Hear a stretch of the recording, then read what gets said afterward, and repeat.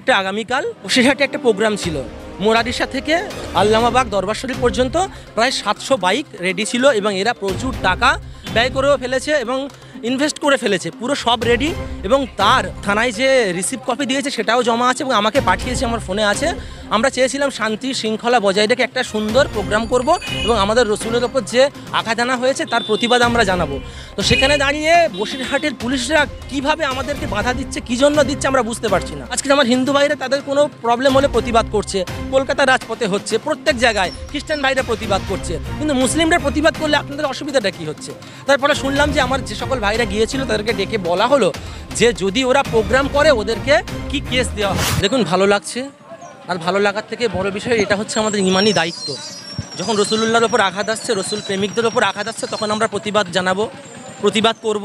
শুধু ঘুটিয়ারি শরীফ নয়, আমার প্রচুর প্রোগ্রাম আছে, সেখানেও আমি যাব, গিয়ে আমরা প্রতিবাদ করব। দেখুন, আমরা যদি আজকের আমাদের ওপর আঘাত আসতো বা পশ্চিমবাংলার বাইরে অন্য কারোর উপর আঘাত আসতো, আমরা না হয় সয়ে যেতাম, কারণ আমাদের ওপর সর্বসময় অত্যাচার হচ্ছে, আমাদেরকে পিছিয়ে দিচ্ছে, আমাদেরকে পিছানোর চেষ্টাও চলছে। আমরা খুব একটা কথা বলি না, কিন্তু ওরা বুঝে গেছে যখন মেরে ধরে কেটেও এদেরকে আমরা বিভ্রান্ত করতে পারছি না, তখন এদের রসুলের ওপর আঘাত করলো। কারণ আরএসএসরা একটা জিনিস খুব ভালো করে জেনে গেছে যে ধর্ম হচ্ছে এমন একটা স্তর যেখানে আঘাত করলে যে কোনো মানুষ রেগে যাবে, যে কোনো জাতি ক্ষিপ্ত হয়ে যাবে। তাই ক্ষিপ্ত করার জন্য আজকের এই নোংরা কাজটা করেছে। তাই তাদেরকে আমরা বলবো নোংরামু করবেন না, যদি নোংরামু করেন তাহলে কিন্তু আমরাও বুঝিয়ে দেবো আমরা কি জাতি। আমরা সর্বসময় ভারতবর্ষের সম্প্রীতি চাই, সম্প্রীতির ভারতবর্ষ গড়তে চাই। আমাদের ভারতবর্ষ সর্ব জায়গায় ফেমাস। তারা জানে যে ভারতবর্ষ হচ্ছে সাম্প্রদায়িক ভারতবর্ষ নয়, হচ্ছে সম্প্রীতির ভারতবর্ষ।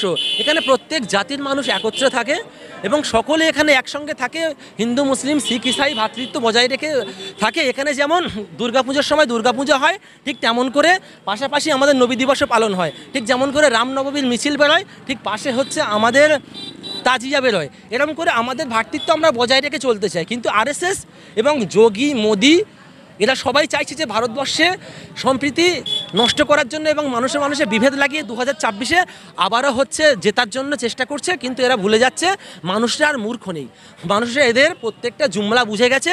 তাই মানুষরা বুঝিয়ে দেবে 2026-এ এই নোংরামু করার কি উত্তর থাকে এবং 2026-এ পুরো ভারত থেকে না তাড়িয়ে দেয়, এই নিয়ে আমার সন্দেহ আছে।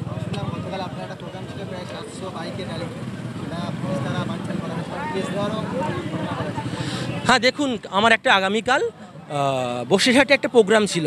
মোরারিসা থেকে আল্লামাবাগ দরবার শরীফ পর্যন্ত প্রায় 700 বাইক রেডি ছিল এবং এরা প্রচুর টাকা ব্যয় করেও ফেলেছে এবং ইনভেস্ট করে ফেলেছে, পুরো সব রেডি। এবং তার যে থানায় যে রিসিভ কপি দিয়েছে সেটাও জমা আছে এবং আমাকে পাঠিয়েছে, আমার ফোনে আছে। আমরা চেয়েছিলাম শান্তি শৃঙ্খলা বজায় রেখে একটা সুন্দর প্রোগ্রাম করব এবং আমাদের রসুলের ওপর যে আঘাত আনা হয়েছে তার প্রতিবাদ আমরা জানাবো। তো সেখানে দাঁড়িয়ে বসিরহাটের পুলিশরা কিভাবে আমাদেরকে বাধা দিচ্ছে, কী জন্য দিচ্ছে আমরা বুঝতে পারছি না। অন্য জায়গায় তো প্রতিবাদ হচ্ছে, আজকে আমার হিন্দু ভাইরা তাদের কোনো প্রবলেম হলে প্রতিবাদ করছে, কলকাতা রাজপথে হচ্ছে, প্রত্যেক জায়গায় খ্রিস্টান ভাইরা প্রতিবাদ করছে, কিন্তু মুসলিমরা প্রতিবাদ করলে আপনাদের অসুবিধাটা কী হচ্ছে? তারপরে শুনলাম যে আমার যে সকল ভাইরা গিয়েছিল তাদেরকে ডেকে বলা হলো যে যদি ওরা প্রোগ্রাম করে ওদেরকে কি কেস দেওয়া হবে। কিসের কেস দেবেন আপনি? কেসটা কিসের দেবে? দেখুন, আপনারা চিন্তা করে দেখুন, এই ভারতবর্ষে পশ্চিমবাংলায় মমতা বন্দ্যোপাধ্যায় আছে, কিন্তু এই পশ্চিমবাংলায় কিন্তু শুভেন্দু অধিকারীও আছে। কিন্তু শুভেন্দু অধিকারী আর অন্যান্য নেতাদের মধ্যে পার্থক্য হয় না। শুভেন্দু অধিকারী সবসময় চায় ভ্রাতৃত্ব নষ্ট করা এবং এই বাংলাকে বিচূর্ণ করার চিন্তা করে। তাহলে বাংলাভাষী হয়েও ঠিক তেমন করে যে মমতা বন্দ্যোপাধ্যায়ের পুলিশ বলে যে মমতা বন্দ্যোপাধ্যায় যেটা বলবে সেটা শুনবে তা নয়। মমতা বন্দ্যোপাধ্যায় কিন্তু কোনো দিন বলেনি যে তোমরা প্রোগ্রাম করবে না। যদি বলতো তখন না হয় ভিন্ন বিষয়। যখন মমতা বন্দ্যোপাধ্যায় বারণ করছে না, সেখানে আপনারা কেন বারণ করছে? আমরা ধিক্কার জানাই। আমরা শান্তিপূর্ণ মিছিলটাকে যে বন্ধ করে দিলে আমরা ধিক্কার জানাই। তবে বন্ধ করে কি করবে? বসিরহাটের লোকেরা এতই অ্যাক্টিভ, এতই নবীপ্রেমী, আমি আশা রাখছি বসিরহাটের লোকেরা আরও একটা বন্ধ করেছে, তারা 10টা প্রোগ্রাম করবে এবং আমরা সেখানে গিয়ে প্রতিবাদ করব। তারপরে দেখে নেবো কে কী কেস দেয়। আচ্ছা, আরেকটা প্রশ্ন, যেখানে সেখানে আই লাভ মোহাম্মদের ব্যানার, এ থেকে সম্পত্তি নষ্ট হতে পারে, কি বার্তা দেবেন সাধারণ মুসলিমদের উদ্দেশ্যে? দেখুন, সম্প্রীতি তো নষ্ট হবেই, কিন্তু কারা করছে এটা দেখতে হবে। আমার তো মনে হয় এই শুভেন্দু অধিকারী থেকে শুরু করে দিলুদা এদেরই সব মুরিদোরা। না হলে যেই বাংলাতে একটা সময় পুজোর সময় হিন্দু মুসলিম একসঙ্গে পুজো করেছে, ঠিক ঈদের সময় হিন্দু মুসলিম একসঙ্গে ভ্রাতৃত্ব বজায় রেখে ঈদে খুশি পালন করেছে। আমার বাড়িতে আমার হিন্দু ভাইরা আসে, আমার পর্বের সময় আমিও তাদের হিন্দুদের পর্বের সময় আমার ভাইদের বাড়ি যাই। এটা সম্প্রীতি। এখানে যেমন করে একটা মোড়ে লাগানো থাকবে দুর্গা ঠাকুরের ব্যানার, অন্য মোড়ে লাগানো থাকবে মোহাম্মদ সাল্লামের ব্যানার। এটাই তো সম্প্রীতি, এটাই তো ভ্রাতৃত্ব। কিন্তু সেই ভ্রাতৃত্ব আজকে নষ্ট করছে এই আরএসএস ঘটিত যারা আছে, এবং এই আর বাংলা ফোবিয়া যাদের মধ্যে ঢুকে গেছে। ওই ময়ূক রঞ্জন না কি নাম, যে সেই কুসুম ডিমের কুসুম, ওদের কথা মতো এবং ওদের যারা চ্যানেল দেখে তারাই এই নোংরামোটা করছে।